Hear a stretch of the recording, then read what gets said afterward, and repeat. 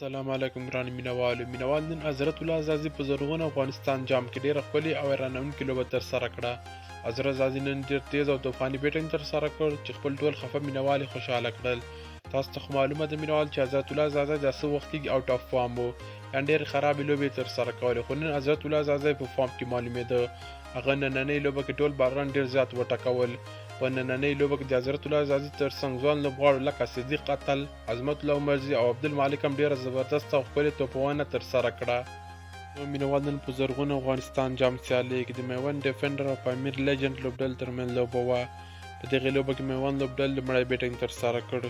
میوند لوبډلې د پامیر لوبډلې ته د 253 منډو هدف وټاکه.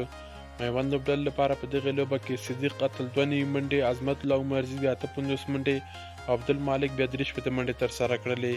پامیر لوبډلې بیا ټاکل شوی هدف په ډېرې اسانۍ سره په 15 اوور کې درې لوبغاړو په لاس ورکولو سره پوره کړ او میوند لوبډلې ته یې د 7 وکټو په توپیر باندې ماته ورکړه.